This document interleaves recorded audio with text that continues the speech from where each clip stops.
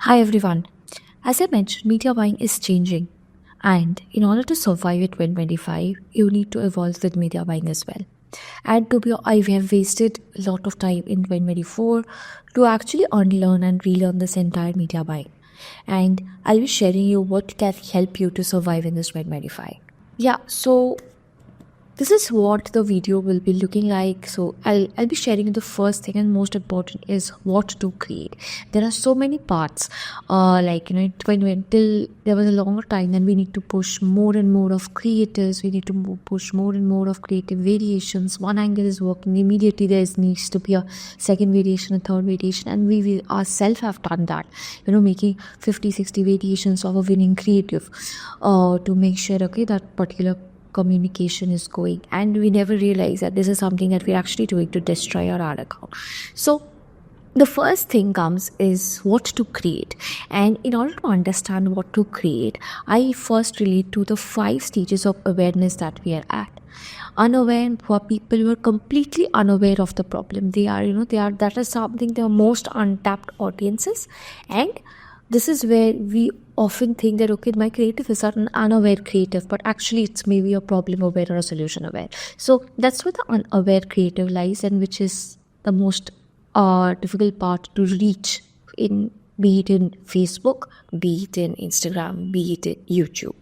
The next is the problem aware. Problem aware are people who are aware of that they are having that problem. But they are not sure that how to approach the solution, or they are very much unaware about the solutions that they exist. Now, when it comes to a channel like YouTube is the biggest problem aware solution, which is more into topic cluster based search. Then comes definitely LinkedIn. LinkedIn is also problem aware channel where everyone who is there, they're aware of what is a problem that they're actually facing. So be it in a job, be it in anything, so they are always aware of the problem. So channels like YouTube, LinkedIn, they are very scalable in problem aware. Solution aware is where people are aware of the problem. They are also aware of that there are solutions, and they're actively seeking more information for that particular solution for their pain points. So I believe Meta as a channel is more about solution aware, and if you see, most of the ads that we create are something solution aware, and I'll be sharing you more details about that in this video going forward. Then comes people who are in the product aware stage. So the most of the creators, most of the communications is on this product aware, where we see they have a product, they have to recognize that this is the solution, and they want to learn more about the product. Second most aware, which is actually the most low hanging fruits for the account, and they're always they're ready to buy, so you just need that one particular thing to convert them. So usually people always start from unaware, but I'll be starting from the discussion of problem aware. And here's why I want to do it, because most of our audiences in bigger channels like YouTube's, they are into the problem aware stage. And even Meta, though they are in a solution aware, what we need to do is we have to keep our creators up by one level to make sure they are improving in this problem aware. And this is where we have the most of our customers. We need to just communicate to them in the right way. So these are the list of examples, but I'll take a particular product. So let me take an example of a shampoo. Now, how to make creatives for shampoo for a problem aware audience. So first thing is false promises about the problem. So that means that people, they are aware that, suppose for shampoo, what are the kind of topics and problems that a shampoo can solve? It can solve hair growth, it can solve for if your hair is frizzy, it can solve dandruff issues, it can solve maybe hair fall issues. So these are the different kind of problems, and I feel the topic clusters that I'll be taking for shampoo. Now for every topic, I'll be trying to answer this kind of questions. It's false promises about the problem. So your hair fall can get reduced in just one wash. Now I'll tell that this is a false promise, because if you want to get real results, you need time. It cannot happen instantly. And then I'll be educating my audiences based on that particular false promise. Secondly is unsolicited advice. Now this is where a person, suppose if you're fear or I'm facing a hair growth problem, I'm not sure what to do. That's why comes the unsolicited advices. So an instance like, I'm talking on a video call and sometimes suddenly there's a relative say, yeah dude, use amla, that is very good, you need to consume it. So this is where unsolicited advice comes, and if your creative is actually communicating about this, that's where you are aware that okay, this is what my people, this is what everyone will be relating to. As well as that, they are also more, they are getting those kind of advances every day. Just going to a wedding, seeing that okay, your hair is very thin, and people are telling that, hey, your hair is so thin, you get to use this. That's where they are aware of the problem, but they're not aware of the solution. That's why they're getting unsolicited advice. So you have the right place to enter your product. Then triggering life situations. Again, an example where suppose suppose you're having dandruff, and I remember this was one of the winning ad I gave for Head and Shoulder, where it was a scene of Virat and Anushka dancing, and it's showcasing that on a black dress, it's having dandruff falling is there. So that is where it's impacting, and it's actually covering 2 to 3 points, affecting your life situations, affecting your social presence, and you're all of fear that if I don't fix this problem, this is how I will look at it. And people can come and dance. So maybe, and that is where you're tricked, understanding the emotion of the people, and you can actually communicate to them in that level. So that's why understanding your people's emotion, because to be honest, India is a very emotional country, and the moment you start addressing people about their emotions, the fear of losing out, the fear of missing out different kind of life situations because of not addressing the problem, that's where your creators can actually go ahead and become beyond just the templates that we see everywhere. Second is definitely not knowing the consequences. So you are ignoring your hair fall at the drain every day. Every time you're taking bath, you're seeing the thousands of hair falling, but you're ignoring that. So that is where it shows that you're not aware of the consequences, and then you tell your people, audience, that okay, if you are keeping on ignoring, then this is what is going to happen. So again, it's a kind of addressing fears. Again, mythbusters. So one example is genetic mythbuster. So people think, look, my father was bald does not mean that you need to you need to be bald as well. So, and because it's not a genetic thing, it's something that can be curable, it can be beautiful due to a lifestyle. Again, something about denial about the problem. Denial about the problem will be again a kind of example where you're seeing thousands of hair falling every day and you're just denying that okay, it's nothing, it's a weather thing. It's like you are not even aware of what is a problem, why is that particular problem getting increasing, and you're keeping on ignoring it. Like you're not even addressing that okay, I'm having this problem. Like regularly you're seeing hair fall, regularly you're seeing that you're feeling tired no matter what, and it's not for a particular way of your lifestyle. Maybe you're not aware of the problem at all. So there are different kind of people who are sitting in this problem aware situation, and the more you communicate to people in this point, the more you communicate, you're able to tap to this problem aware. And I feel in order for YouTube as a channel specifically, the more you're communicating, like your first 3 to 4 seconds of your content needs to be a yes, yes, yes, yes. That means you are communicating in such a way to the audience that whenever they're listening to the first 3 seconds, they're like, yes, this is something that happens to me. Yes, this is something that is happening. So the moment you're increasing your relatability with thoughts, your topic clusters are actually becoming strong, and you're able to communicate with your audience in that language. The second thing is definitely comes to the solution aware.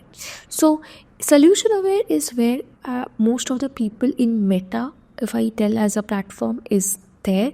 So they're always aware of the problems that they're having, but they're not aware of the solutions. And most of our communications on ads also goes to that. Fail solutions, like stop using those DIY and use this instead, because DIY is not working. Personal point of view is a kind of a thing of a ranting, like just ranting about my experience. Suppose I can give you an example, like ranting about my experience of changing shampoos entire 2024, because I did not like any, none of them was solving my hair problem. So I'm telling about my personal point of view, and it can be also example of a particular person, telling more about, okay, how their journey has been. Now when I was feeling about this hair fall, this is what my issue was. Sharing more of a personal story. Then your product versus enemies. For example, shampoo. Who are your enemies? Your enemies can be oil, your enemies can be serum, your enemies can be that unsolicited advices. So you're putting yet your product versus your enemies, that shampoo versus oil. Like maybe you actually don't need an oil, maybe why you should stop using oil and you should start doing the shampoo, or if how to use the oil in a perfect way with the shampoo. So those kind of communication is where you will be getting that your product versus enemies communication. The second thing is which shampoo to choose. Like if you're having frizzy hair, again, this is where I think most of the brands have is quiz. So you can run it on your retention flows. But I'll tell you, it works very well if you're in a category where you're asking questions about skincare types, because maybe people are not aware of what is the particular product, that solution that needs to be used completely. Okay, so you're actually changing their stage of awareness from solution aware to product aware. So you're asking them, okay, if you have frizzy hair, then you need to use this, which shampoo to use for a frizzy hair, and you are telling them that, okay, this is a particular product that can help you to solve the problem. Next comes X ways to solve the problem, which is something 5 ways to reduce hair fall. Before and after, showing change in the life situation. Now this is where comes the different types of before after can be in a phase where you are showcasing that, okay, this is how I reduced my hair fall from this to this using a particular product, but I'm not telling that I use this product to change my lifestyle. No, because then it's going to a solution of in a product aware level. But what I want is, I will be telling that, how Anita changed from thinning hair to flaunting her hair. This is what I'm telling in the terms of solution aware, where I'm just telling about the journey and I'm not telling about the usage of the product. So that comes the solution aware, and next is the product aware. So whenever we go ahead and research on Foreplay, Magic Brief, Chiatria, or any of these platforms, or we take most of the templates from anything that's available in the market, we are very much unknowingly just using product aware templates. And this is where most of the people, like most of the media, why they just go ahead and copy those templates, because they think that, okay, this is something that has worked well. But I am very much unknowingly just hitting my second level of awareness, where that's why we don't even understand why suddenly Facebook is banning me with a very high CPM. Even if I know that, okay, this is a very template for my ad account, this is something that has helped me to scale another brand, okay, that was something that's working. But now the moment I'm using this product aware methods, like benefit driven and ingredient based, before after, just with the product visibility, I'm using negative hooks, like stop using, I can't stop using this product because of what, it reduced my hair fall, it gave me confidence. No, different kinds of negative folk that you will regret buying this product, or those kind of everything. We're actually just trying to handle our product aware audience. Objection handling, like addressing the comments or addresses that you have on your comment section of the ads, that is again also handling and addressing our product aware audiences. So the moment we are only addressing a product aware, we are just hitting this, and because of that we are not able to scale and we are not able to grow beyond this. Because the moment I'm just hovering in these two stages, this is where most of the brands are lying. This is where Facebook is also not getting any kind of incentive to reach out to new audiences. So the way we have to communicate, the way we have to change is definitely in our way of communications on the creatives, because our most of our audiences, which are the low hanging fruits, this is the us versus them.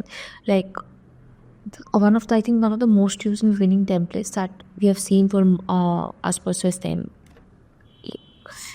And I believe that, this is something that has really worked. But most sometimes what we look and we miss looking into is how the creative is actually giving me such high conversion rates. When my account average is suppose around 1% or 2%, and I can see my ask versus them creative is working very well.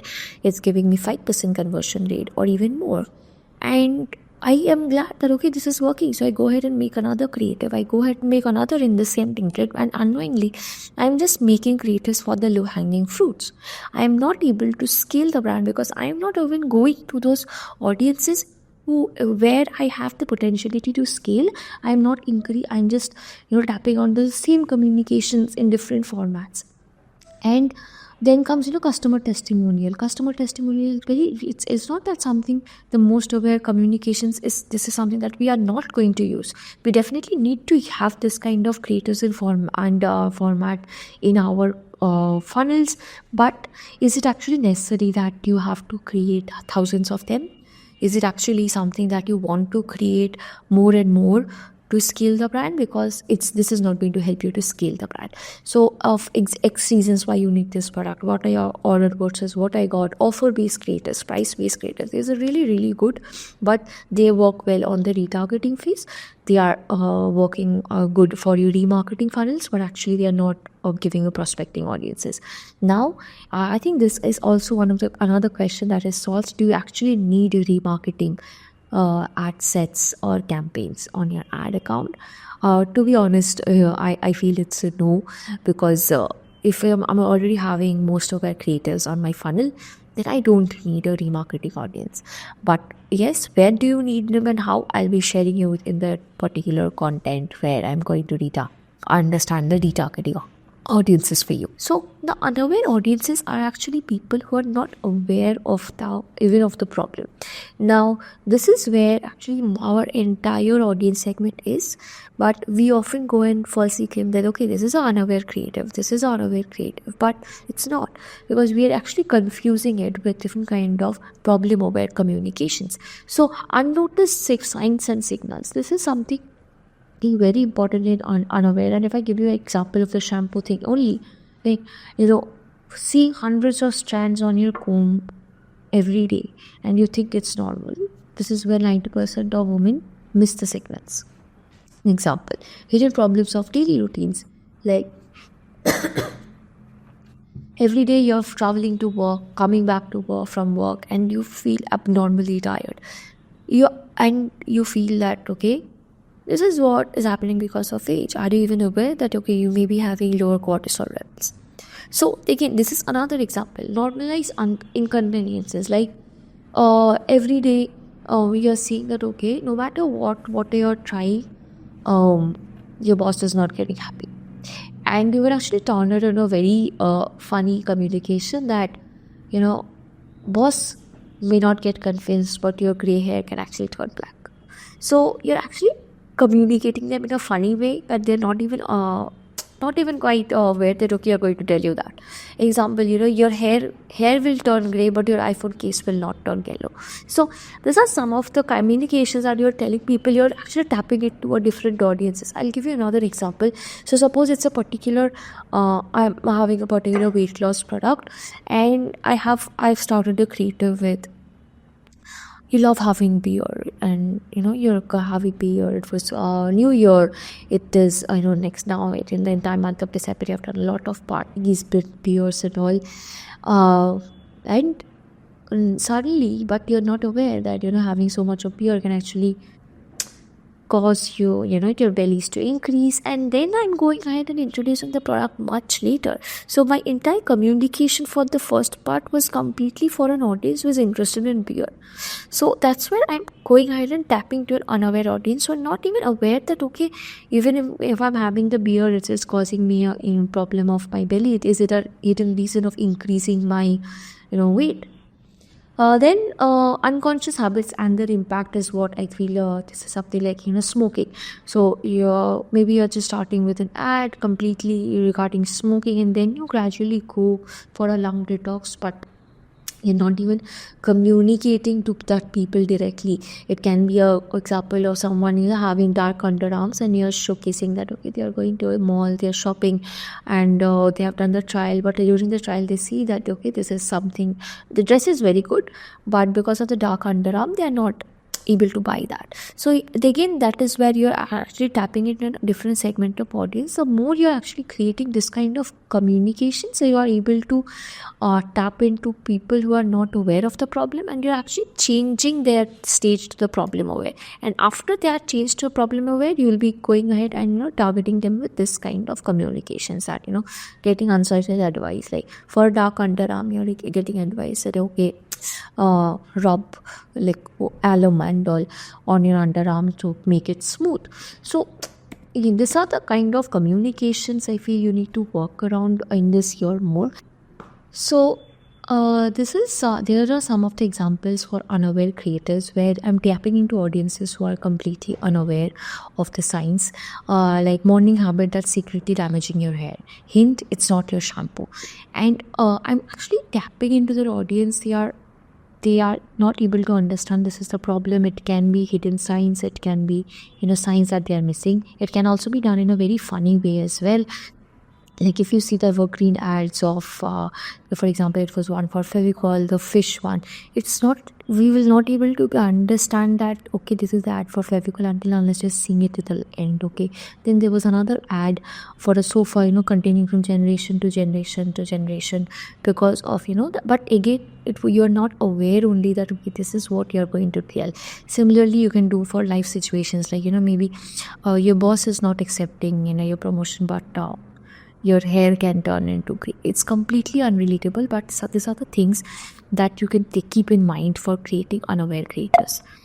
Now, whenever you want to deploy this kind of creators, so till now I've told you that okay, these are the different kind of awareness stages, but it can also be a thought that do you have enough assets to make this kind of videos or images or statics? Because if you don't have, then you will feel that okay, then I will not be able to do it. I need to make more of the same thing that I'm having.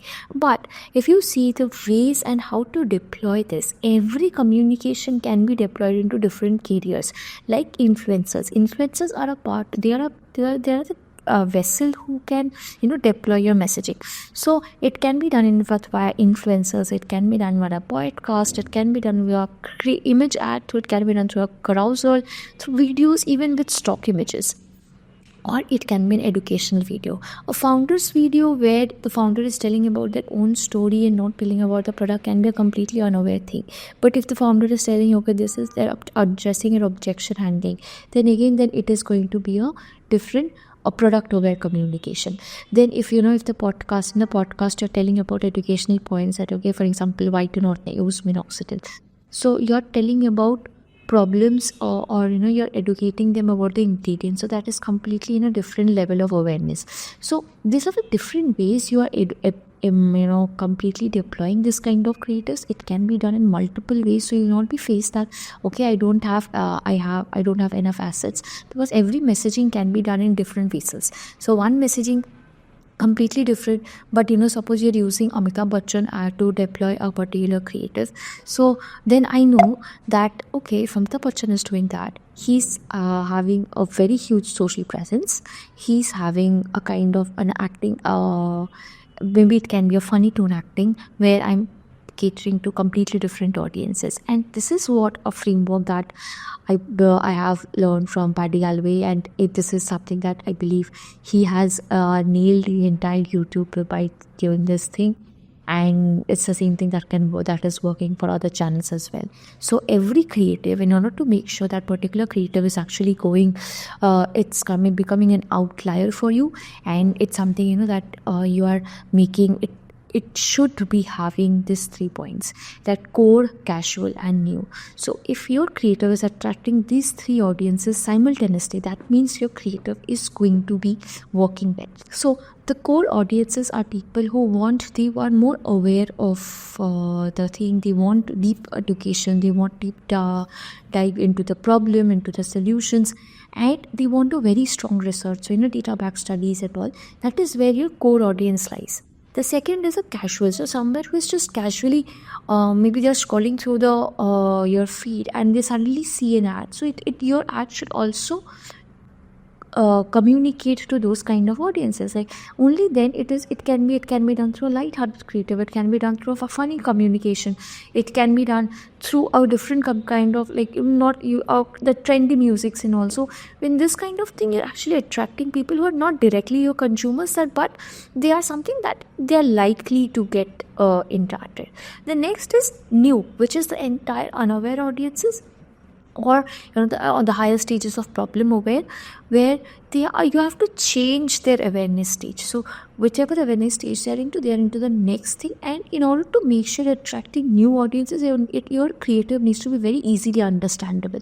If it's a very complicated, it's having very jargons, then you're not able to communicate to those kind of audiences. So the time you're actually going ahead and understanding that you spend more time into strategy, spend more time into thinking for the pre-creative production rather than on the post-creative edits. Because it's not that Facebook, if like it's not Facebook is just looking for ugly creators, but it's not that ugly creatives is not going to work. If your ugly creative is well thought, it's for all these kind of audiences is going to work. All you need to have is, you need to have a proper editing. You need to have it something that's clearly understandable. So that is where your deployation needs to be taken, and for that you have different kind of vessels to take care of. It can be done in multiple ways. You just need to, and I think this is where your dependency on channels, on tools like Magic Brief, like Atria, like Foreplay can help, is not to just take and copy paste the templates from there, but to understand what are the different kind of B rolls that they're using, what are the different kind of A rolls that's being used, how are the different kind of editing styles, because every editing style is for different kind of audiences. Every B rolls and A rolls is also for a different set of audiences. So the moment you're able to understand that and you refer more, you will be spending more strategic time towards deploying the creators. This will definitely reduce your number of creators, but the efficiency or effectiveness of the creatives is also going to increase. Now, once I've actually deployed the creative, you have made the creative and your creative is ready. So how to launch them and what to do after the launch. So I usually prefer launching in ABO campaigns, one ad set, one ad, completely for understanding if the particular creative is performing or not. If the account is having no ABO campaigns, if it's a CBO, you will launch it on the CBO. But there are different factors and the metrics that I'll always recommend to look into before adding a particular creative, especially on CBO campaigns. Definitely, because it's something to the campaign actually need a creative, or if it's an ABO campaign, I'll tell you that always have a separate ad set unless you're very sure that which particular asset needs it. So in order to get those answers, that is where you need to check into other metrics. Hey everyone, hope you're enjoying the video till now, and in this part of the video I will walk you through two important definitions and terminology that you will be needing for the second half of the video. So the first is incremental reach and cost per 1,000 incremental reach. So how to calculate the incremental reach, or what is incremental reach? So whenever you're seeing for any particular ad or any particular ad account, this is the particular reach suppose you are getting on day one. So let me just do a breakdown by day. Now suppose this is the particular reach, this is the particular reach of day 1, this is the particular reach of day 2, and the difference between that is my incremental reach, and the spend that has been done is my cost for that incremental reach. Now what I do, I calculate as a cost per 1,000 incremental reach, which is quite similar like my CPM's formula. So just go ahead and calculate that, and that gives me an understanding of what is the cost. You can do it with any particular ad IDs as well. So you can just go ahead and take whatever ad ID that you need. So, and just taking off the break, take the breakdown nowadays. So if I want to take the incremental reach for this particular ad ID, I'll just take it and I'll see what is my reach in day 1, what is the reach in day 2. The difference is my incremental reach. So once I get the numbers, I go ahead and make a sheet like this where I'm having the cumulative reach.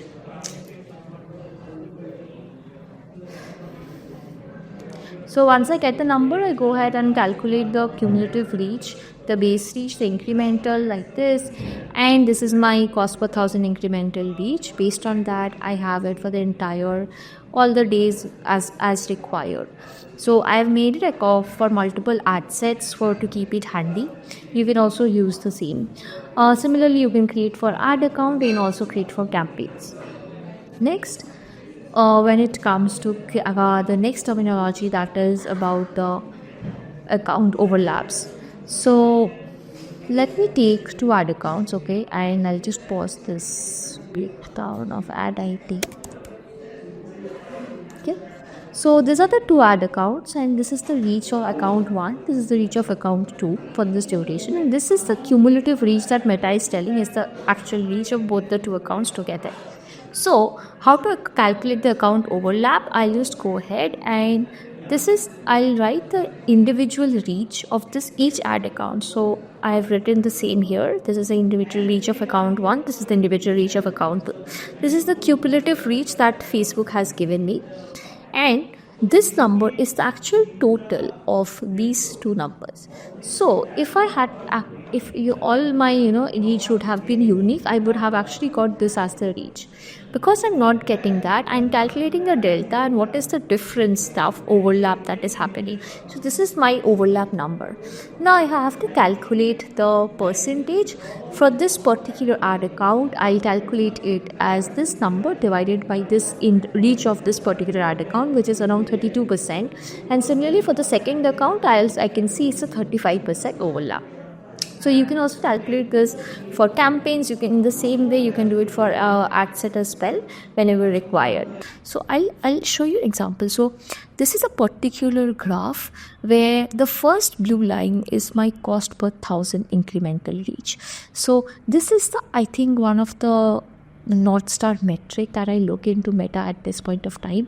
And the reason why I look into that is this is something that's beyond the other basic metrics that we always see is CAC, ROAS, and this particular metric is actually telling is my creative giving me better reach in my ad account, is my creative giving me quality audience as well.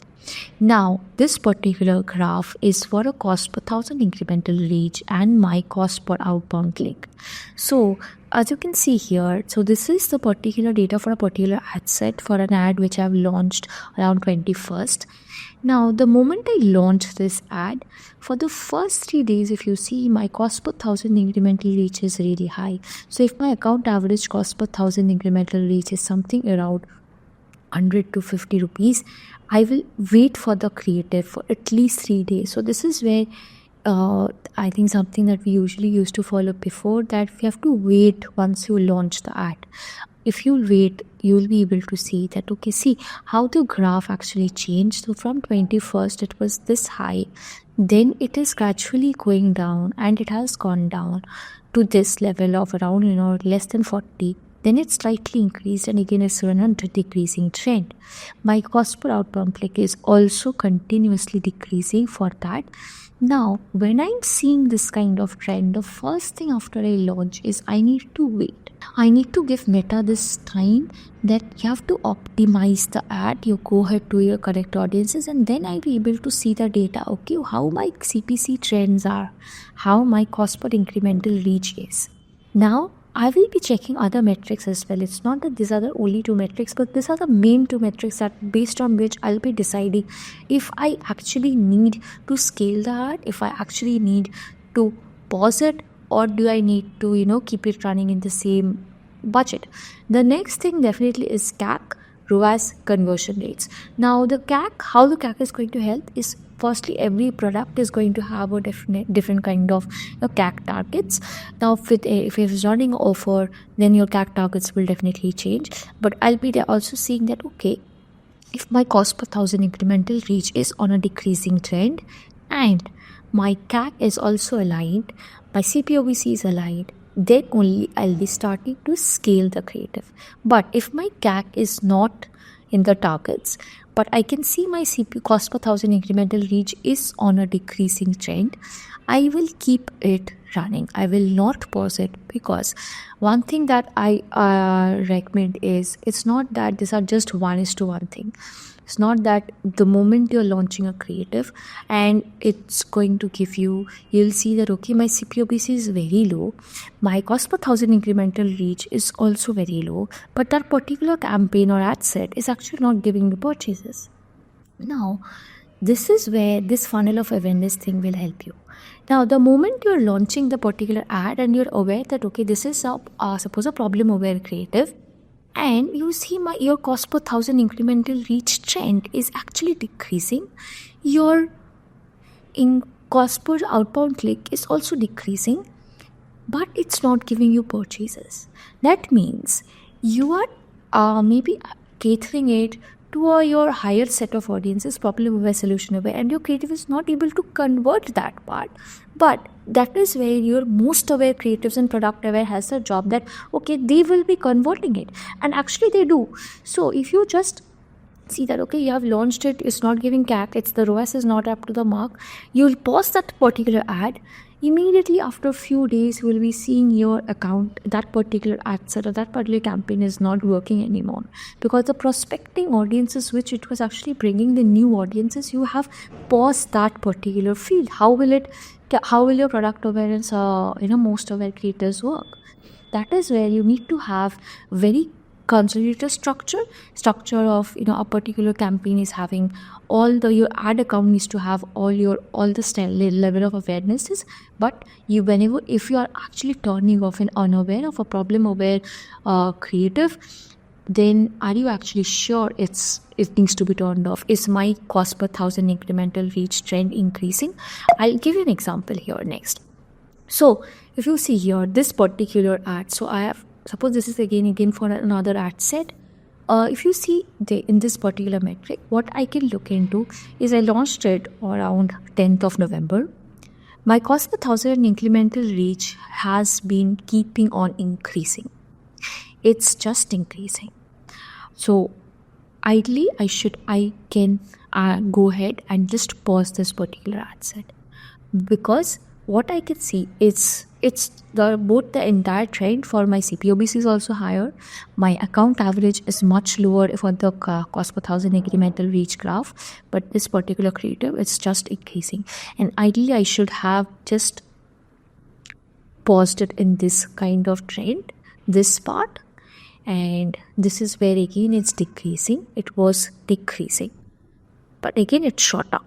So this particular creative needs to be paused. Now, how will you directly pause that? At this point of time, what we will see, we will also look into the other metrics. If my CAC, my ROAS is very good support, and usually that is how things will happen. You will see many creatives are having this kind of trend, but Facebook is giving you very good and lucrative ROAS, and you're not able to pause that because it's something that every media buyer has a weak point on that. Okay, why will I pause a ad set or a ad giving me 4x or 5x of ROAS? Oh my god. So that is the thing where you need to understand that, okay, even if I can't pause it completely, I need to reduce the budget, or I need to keep it at the same scale. The moment if you scale an incorrect ad set or incorrect ad which is having an increasing like this kind of scenario, see, in the last week though it has decreased, I'll not be increasing the budget for this kind of ad set ever at this point of time. What is my next action is I will be letting this kind of ad set to stay at a lower budget. And if any point I see this is an increasing trend, I will be putting on a prospecting or kind of creative for, especially it needs to be on a level of problem aware, solution aware, or completely unaware or creative. I'll be putting it in that particular ad set, and I'll be letting the ad set letting it see that, okay, is my cost per thousand outbound cost per thousand incremental reach or my CPOBC trend is actually decreasing or not. The second thing that you can also do is, if you see that, okay, your creative is actually working very well and your CPOBC graph and your cost per thousand incremental reach graph is completely on a lower line, just scale that particular creative no matter what. So if we go ahead and see this particular ad set, this is again for a particular ad set, the cost per thousand incremental reach and my cost per thousand cost per OPC. What I can see is this is how the trend was going. Now this is where my misleading results will again come in. My CPOBC for this is decreasing, okay, and my 1000 incremental reach has shot up. Now again, a point of importance of change log. So if you have a particular data note of everything that is getting done on your ad account every day, you'll be able to easily identify, okay, what happened here in this date on 15th. Why is my cost per thousand incremental reach suddenly got spiked? And this is where the account got into error. So now you see again, the moment the account is getting into error or there's any kind of payment issues, after that there's a short up. Again, it takes time. So the moment your account is back from any kind of error, you need to give it again a time of at least 2 to 3 days to settle down. You see change in trend. And again, from the day of 21st of December, my cost per thousand incremental reach has started to increase for this particular ad set.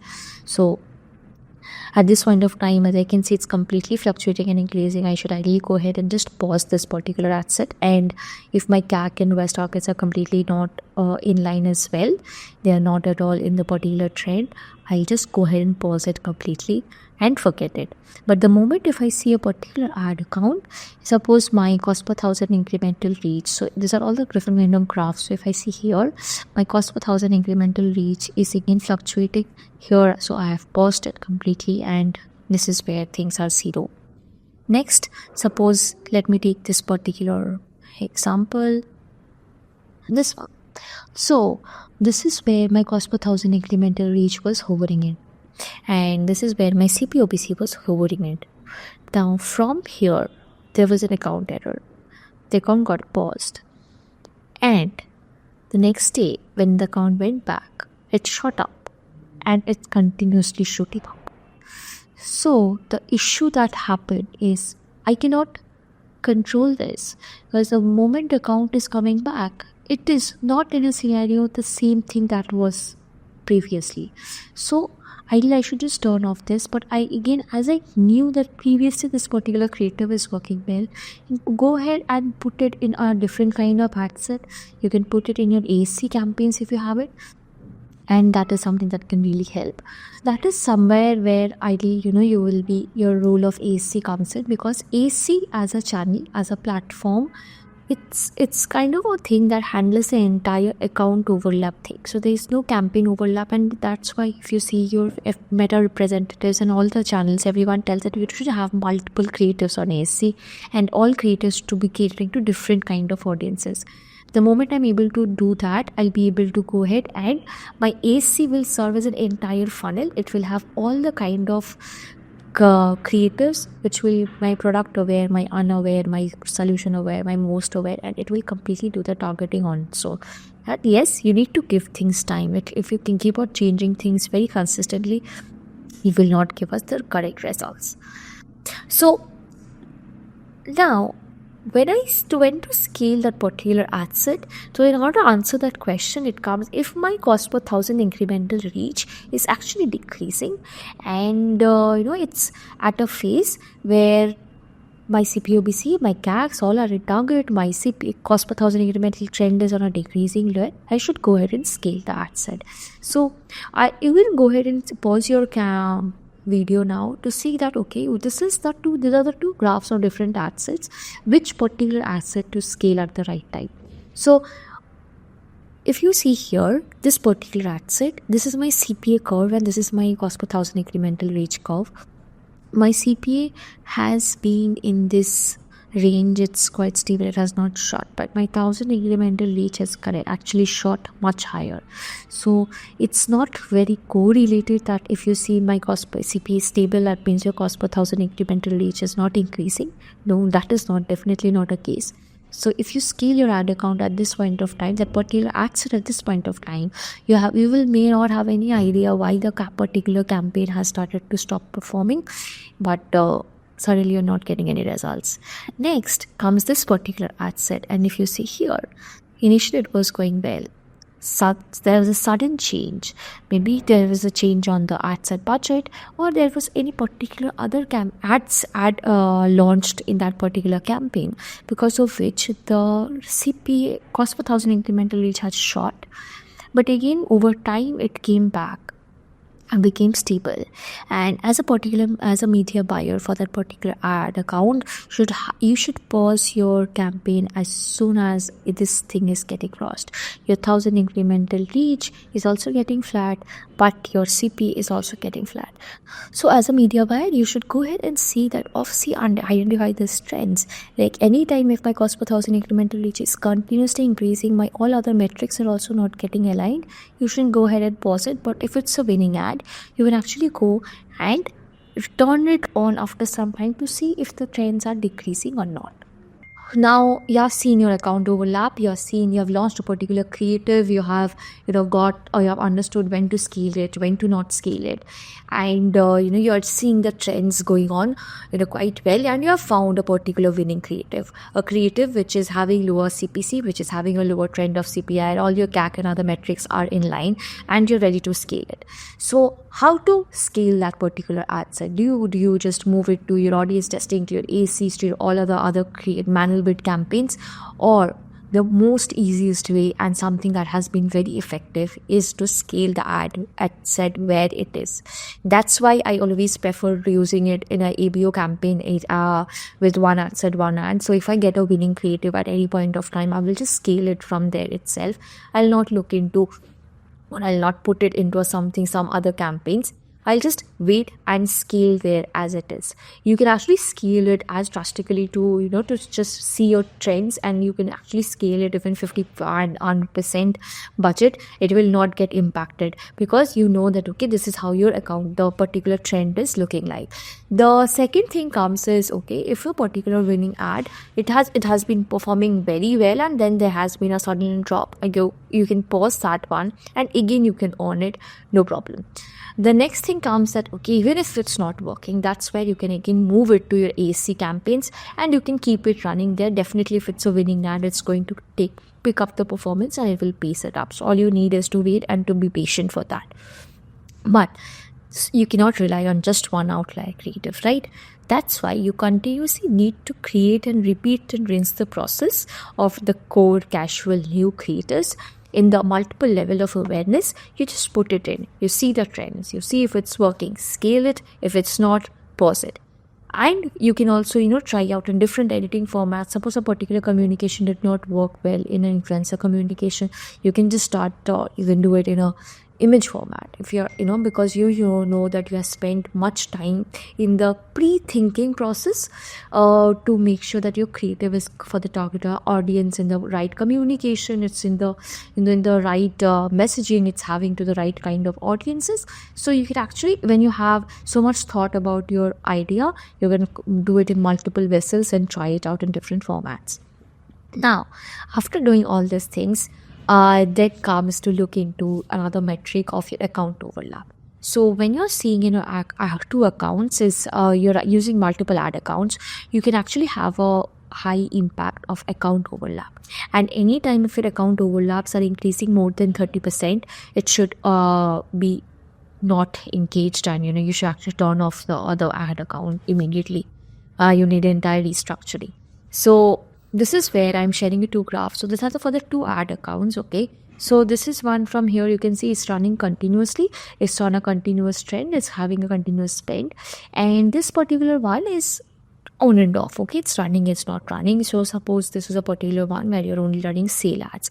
Or it can be one where a particular product, you're just testing out new products. But the moment you're running it in a different ad account, this is where the trend lies. See here, my cost per thousand incremental reach was very low.